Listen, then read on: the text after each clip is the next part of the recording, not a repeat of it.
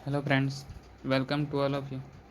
आज हम लोग इस वीडियो में लूसेंट बुक का रसायन विज्ञान का टॉपिक नंबर पहला करने वाले हैं। चलिए वीडियो को स्टार्ट करता हूँ। रसायन विज्ञान यानी केमिस्ट्री विज्ञान की वह शाखा जिसके अंतर्गत पदार्थों के गुण, संगठन, संरचना तथा उनमें होने वाली परिवर्तनों का अध्ययन किया जाता है, उसे केमिस्ट्री कहा जाता है। रसायन विज्ञान केमिस्ट्री जो है शब्द और रसायन विज्ञान शब्द की उत्पत्ति जो है मिस्र के प्राचीन शब्द कीमिया से हुई है, जिसका अर्थ होता है काला रंग। मिस्र के लोग काली मिट्टी को केमी कहते थे और प्रारंभ में रसायन विज्ञान के अध्ययन को केमिटिंग कहा जाता था। लेवारियर को रसायन विज्ञान का जनक कहा जाता है। पहला टॉपिक यहाँ से आ जाता है, पदार्थ एवं उनकी प्रकृति। पदार्थ किसको कहा जाता है? तो दुनिया की कोई भी वस्तु जो स्थान घेरती हो, जिसका द्रव्यमान हो और जो अपनी संरचना में परिवर्तन का विरोध करती हो, पदार्थ कहलाते हैं। उदाहरण के लिए जल, हवा, बालू आदि। प्रारंभ में भारतीयों और यूनानियों का अनुमान था कि प्रकृति की सारी वस्तुएं 5 तत्वों से मिलकर बनी हैं। ये 5 तत्व है क्षितिज, जल, पावक, गगन एवं समीर। भारत के महान ऋषि कनाद के अनुसार सभी पदार्थ अत्यंत सूक्ष्म कण से बने हुए हैं, जिसे परमाणु एटम कहा गया है। पदार्थों का जो वर्गीकरण है, पदार्थ जो होता है 2 प्रकार से बांटा गया है पदार्थों को।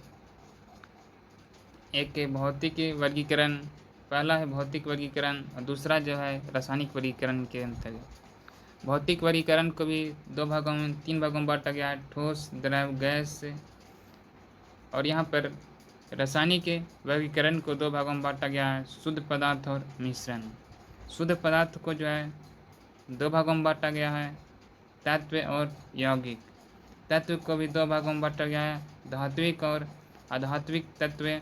और यहाँ पर मिश्रण को जो है 2 भागों में बांटा गया है, समांग मिश्रण और विषमांग मिश्रण।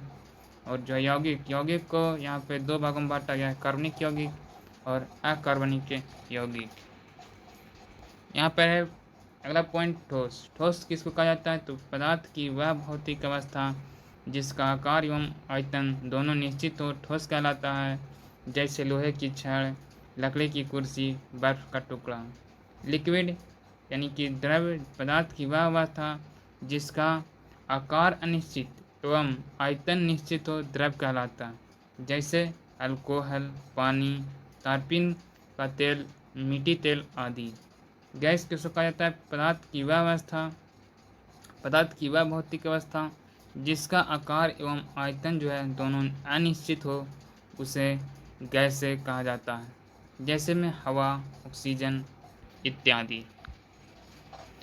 गैसों का जो है कोई पृष्ठ नहीं होता है, इसका विसरण बहुत अधिक होता है तथा इसे आसानी से संपीड़ित किया जा सकता है। ताप एवं दाब में परिवर्तन करके किसी भी पदार्थ की अवस्था को बदला जा सकता है, परंतु उसके अपवाद भी हैं, जैसे लकड़ी, पत्थर, ये केवल ठोस अवस्था में ही रहते हैं। जल जो है तीनों अवस्था में रह सकता है, ठोस, द्रव, गैस, तीनों अवस्था में। पदार्थ के 3 भौतिक अवस्थाएं के निम्न रूप साम्य है, ठोस, द्रव, गैस। उदाहरण के लिए जल, मैंने ही बताया जल जो है ठोस में भी रह सकता है, द्रव में भी और गैस में भी।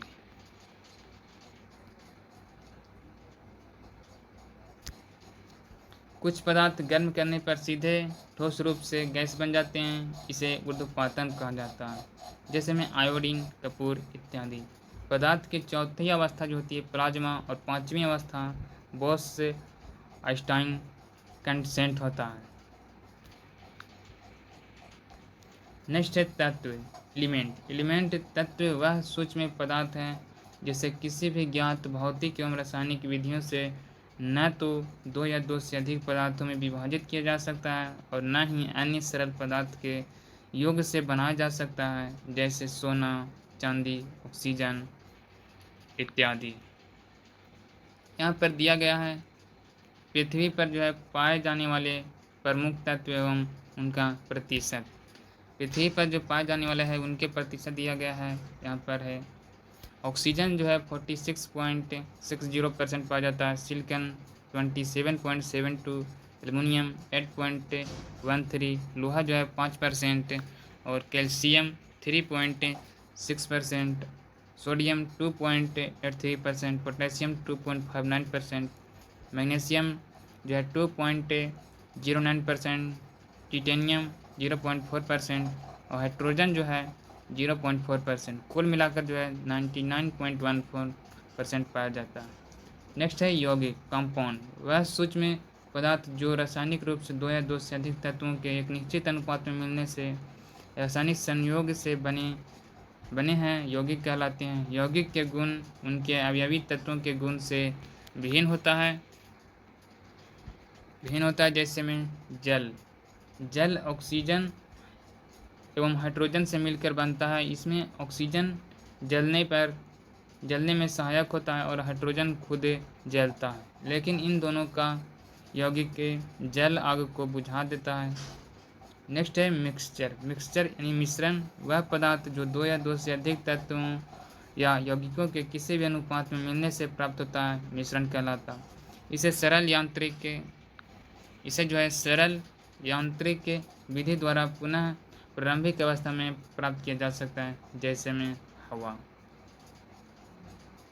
नेक्स्ट है समांग मिश्रण, होमोजेनियस मिक्सचर, निश्चित अनुपात में अवयवों को मिलाने से समांग मिश्रण का निर्माण होता है। इसके प्रत्येक भाग के गुण धर्म एक समान होते हैं, जैसे में चीनी या नमक का जलीय विलयन और हवा। यहाँ पर दिया गया है सामान्य शरीर में पोषक तत्वों की मात्रा, जो लूसेंट का जो है बॉक्स में लिखा रहता है, वो सबसे इम्पोर्टेंट रहता है। तो बॉक्स वाला पर आप लोगों को ध्यान रखना है। यहाँ पर है सामान्य शरीर में तत्वों की जो है औसत जो है मात्रा दिया हुआ है। ऑक्सीजन जो है पाया जाता है 65%, कार्बन 18%, हाइड्रोजन 10%, नाइट्रोजन 3%, कैल्शियम जो है 2%, फास्फोरस जो है 1% पाया जाता है, पोटेशियम जो है 0.35%, सल्फर 0.25%, सोडियम 1.5%, कैलोरीन जो है 1.5% और मैग्नीशियम जो है 0.05% और लोहा 0.004%। ये सभी से जो है और अन्य में पाया जाता है तत्व 0.046%।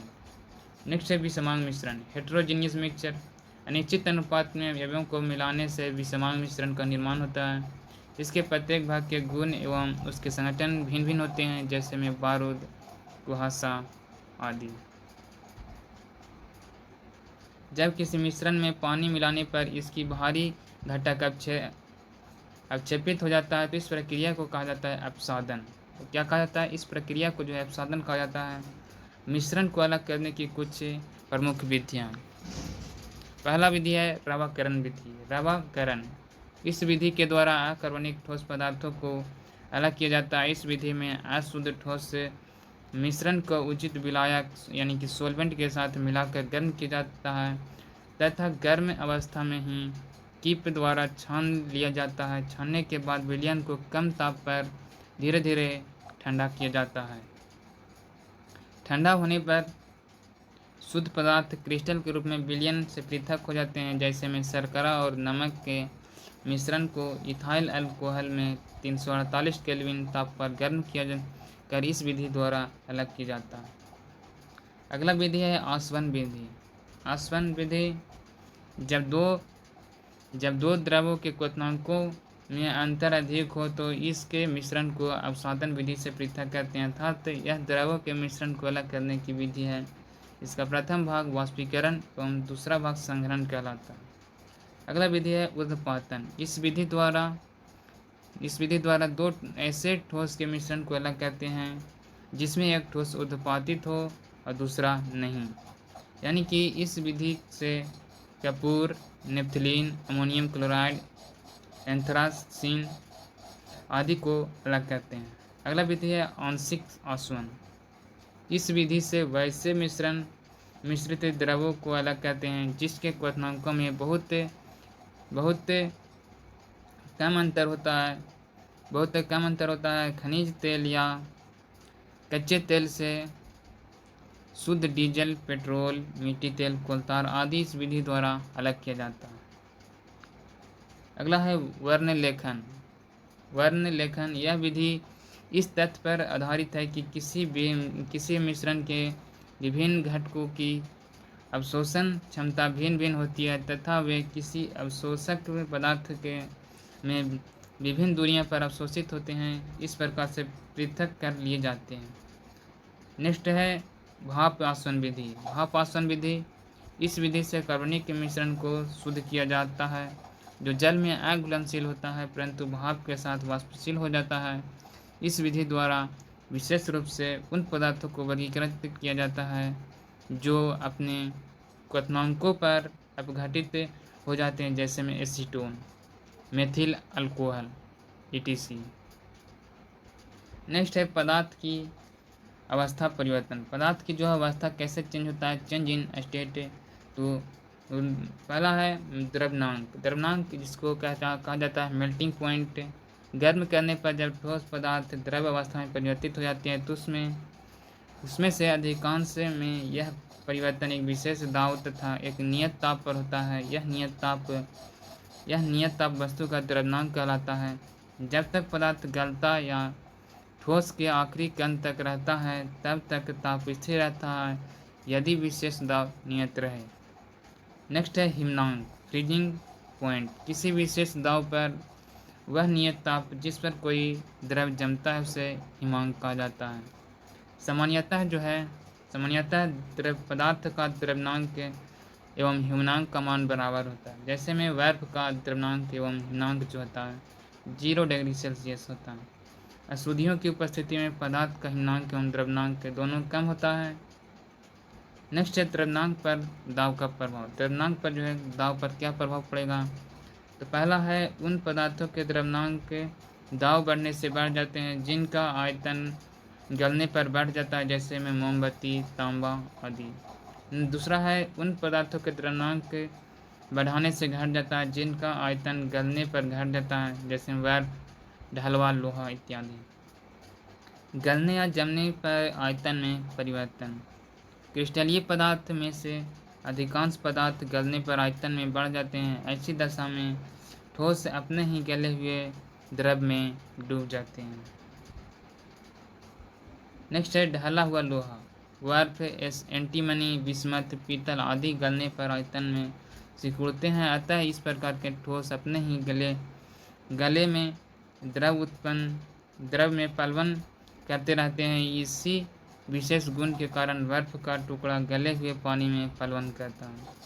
सांचे में केवल वे पदार्थ ढल जाते हैं जो ठोस से बनने पर आयतन में बढ़ते हैं, क्योंकि तभी वे सांचे के आकार को पुनः प्राप्त कर सकते हैं। नेक्स्ट है मुद्रण धातु। मुद्रण धातु ऐसे धातु के बने होते हैं जो जमने पर आयतन में बढ़ते हैं। चांदी और सोने की मुद्राएं ढाली नहीं जाती है, केवल मुहर लगाकर बनाई जाती है। मिश्रित धातुओं का जो है द्रव्यनांक यानी कि मेल्टिंग पॉइंट उन्हें बनाने वाले पदार्थ के गलनांक से कम होता है, क्योंकि यह शुद्धियाँ डाल देने पर पदार्थ का गलनांक घट जाता है। हिमकारी मिश्रण। नेक्स्ट है हिमकारी मिश्रण। किसी ठोस को उसके द्रव्यनांक पर गलने के लिए ऊष्मा की आवश्यकता होगी, उसकी गुप्त ऊष्मा होगी। यह ऊष्मा साधारणतः बाहर से मिलती है, जैसे जल में बर्फ का टुकड़ा मिलाने पर बर्फ गलेगी, परंतु गलने के लिए द्रव्यनांक पर वह जल से ऊष्मा लेगी, जिससे जल का तापमान घटने लगेगा और जो है मिश्रण का ताप घट जाएगा। हिमकारी मिश्रण का बनना इसी सिद्धांत पर आधारित है। उदाहरण के लिए घर पर आइसक्रीम जमाने के लिए नमक का 1 भाग एवं बर्फ का 3 भाग मिलाया जाता है। इससे मिश्रण का ताप -22 डिग्री सेल्सियस प्राप्त होता है। नेक्स्ट है वाष्पीकरण, वेपराइजेशन। द्रव से वाष्प में परिणत होने की क्रिया वाष्पीकरण कहलाता है। वाष्पीकरण जो है 2 प्रकार से होती है, एक होती है वाष्पन और दूसरा होता है क्वथन। क्वथनांक से कम ताप पर दाब क्वथनांक से कम ताप पर द्रव के वाष्प में परिवर्तन होने की प्रक्रिया को कहा जाता है वाष्पन। वाष्पन की क्रिया निम्न बातों पर निर्भर करती है। पहला है क्वथनांक का कम होना। क्वथनांक जितना कम होगा वाष्पन की क्रिया उतना ही तेजी से होगा। नेक्स्ट है द्रव का ताप। द्रव का ताप अधिक होने से वाष्पन अधिक होगा। नेक्स्ट है द्रव में खुले पृष्ठ का क्षेत्रफल। द्रव में खुले पृष्ठ का क्षेत्रफल अधिक होने पर वाष्पन तेजी से होगा। चौथा है द्रव के पृष्ठ पर। द्रव के पृष्ठ पर होगा। पहला एप्पल में है द्रव के पृष्ठ पर वायु बढ़ाने पर वाष्पन तेज होगा। द्रव के पृष्ठ पर वायु का दाब जितना कम होगा वाष्पन उतना ही तेजी से होगा। द्रव के पृष्ठ पर वाष्प दाब जितना बढ़ता जाएगा वाष्पन की दर जो है उतनी ही घटती जाएगी। दूसरा है क्वथनांक। क्वथनांक जो है जब दाब के किसी दिए हुए नियत मान के लिए वह नियत ताप जिस पर कोई द्रव उबालकर द्रव अवस्था से वाष्प अवस्था में परिणत हो जाए तो यह नियत ताप जो है द्रव का क्वथनांक कहलाता है। दाब बढ़ने से द्रव का क्वथनांक बढ़ जाता है और दाब घटने से द्रव का क्वथनांक घटता है।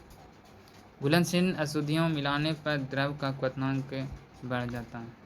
यहाँ पर दिया गया है विभिन्न द्रव का क्वथनांक दिया हुआ द्रव है पदार्थ है इथेनॉल और क्लोरोफॉर्म और एसीटोन।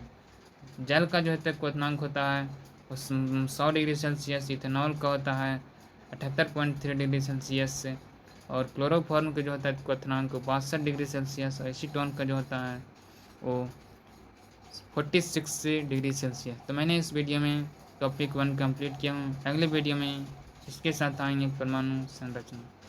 मिलते हैं अगले वीडियो के साथ। जय हिंद।